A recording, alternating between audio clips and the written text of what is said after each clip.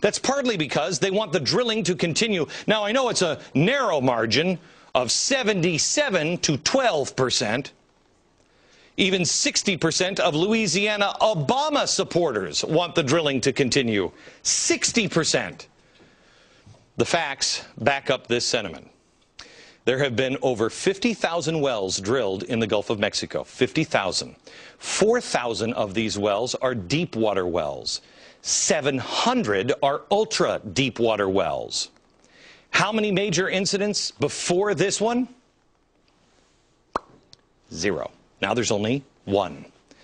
That is a success ratio of 99.998%. That's a pretty good record, don't you think? But we're going to go ahead and punish Louisiana and the rest of the Gulf. Louisiana has invested over $150 million for its fleet of vessels that are now being shut down for 6 months. When, in the history of this country, has an entire industry been shut down for 6 months? Why would you do that? Why would you do that now? It doesn't make any sense, Cloward and Piven.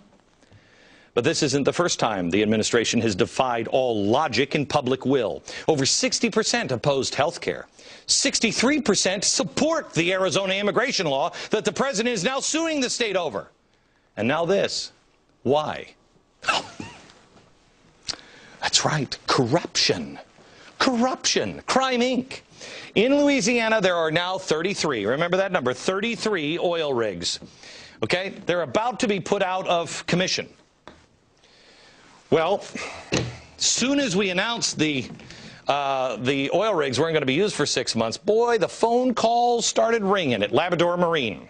These are the people that contract all the oil rig vessels. Phones started ringing. Hello, we're open for business. Didn't take long. 48 hours later, guess who called? Petrobras. That's right. The George Soros heavily invested Brazilian state-run oil company. They want to lease the unused rigs that are currently sitting in the Gulf.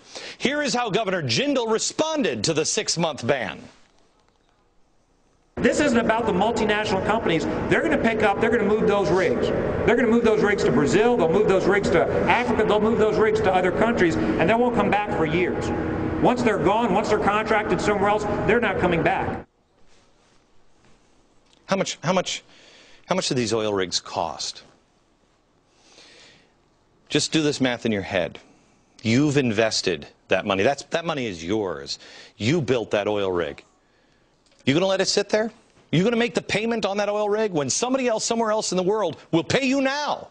It costs $10 million to move each rig. It's a little unlikely that they're going to find their way back if they're leased, because they don't just go for a couple of weeks. They're there and then they're going to pump all the oil out. The jobs will never come back. I guess the president gets us to stop drilling everywhere in America without actually passing that law. Don't you see what they're doing? The same company that the administration was willing to loan $2 billion to. We have promised them $2 billion. Is an oil company with vast resources, $15 billion a year in profit. They're going to make off with our rigs now, too. And they're planning to invest 95% of that $224 billion. They plan to spend that on exploration, and that money's all going to Brazil. So what's in it for us, Mr. President? Nothing. Nothing is in it for us. But there is something in it for the players of Crime Inc. At one time, George Soros had $900 million invested in this company. Now, before you dismiss the connection, look how much influence the Soros Center for American Progress has on this administration. Soros, he wanted to use wind and solar. Obama says, you got it. He uses Center for American Progress to spin against the damaging facts coming out of Spain. Soros says, smart grid. I'm a spooky old man. Give me a smart grid. Obama, through GE, says, you got it. And California passes a bill that requires the Public Utilities Commission to develop the plan for the smart grid use. Soros suggests that the president should have nationalized the banks. Well, guess what? In the House bill, regulators would have the power to stop banks on a case-by-case basis from risky activities. What are those risky activities? Anybody want to define them? They want to ban corporate influence on campaign commercials? Are you kidding me? What about banning this guy's influence?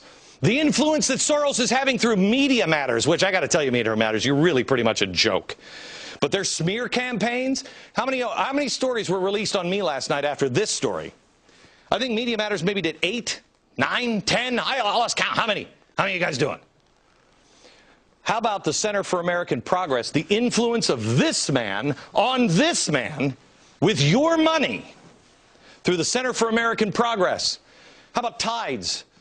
How about indoctrination? Forget God, it's in George Soros we trust. Oh, he's going to get his. He is going to get his. I don't mean he's going to get his like, he may be getting his from God, but he's going to get his money.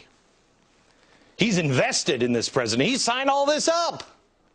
This isn't about saving the planet. They tell us global warming now is a moral issue. Nancy Pelosi, don't make me puke. How can you justify drilling in Brazil?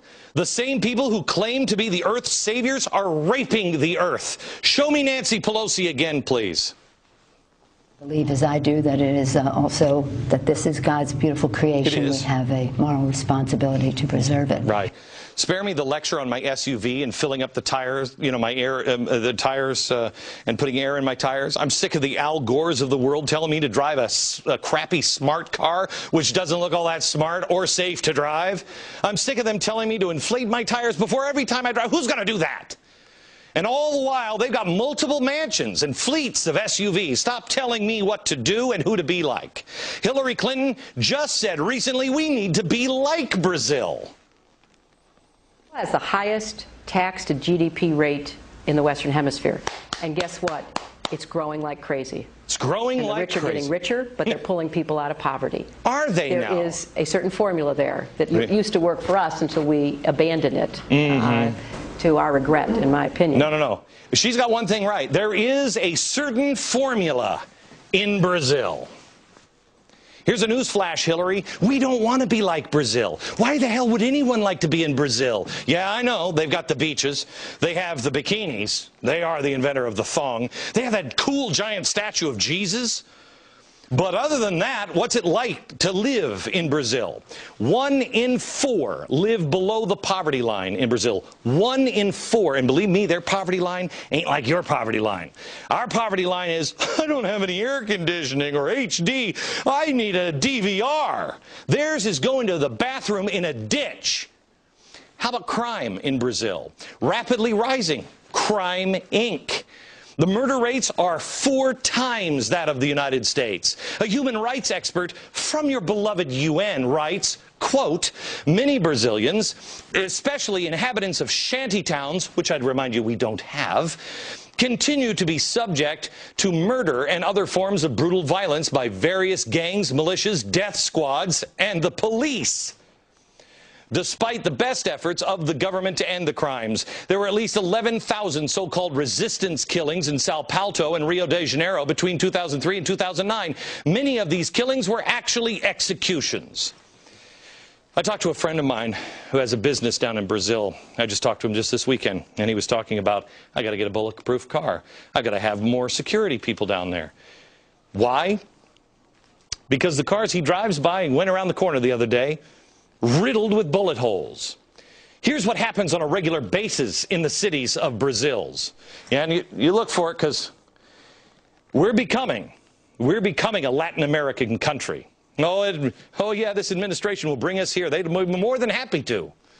Hillary, when can we be like Brazil? It looks great, especially this time of year.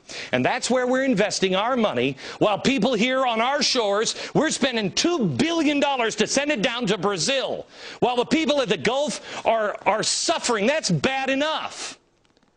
But the drill ban, that is the final nail in the coffin. By the way, you ain't saving a rainforest. You're not saving the earth with this ban. All you're doing is making the rich progressive richer. Read about it, Democracy in America. It's a book by de Tocqueville. The first half is, wow, this is an amazing country, written in the 1800s, an amazing country. The second half is, here's how it's going to be screwed up. Conclusion, the rich and powerful will find a way to kick the door of freedom behind them so no one else can have the kind of power that they can. De Tocqueville.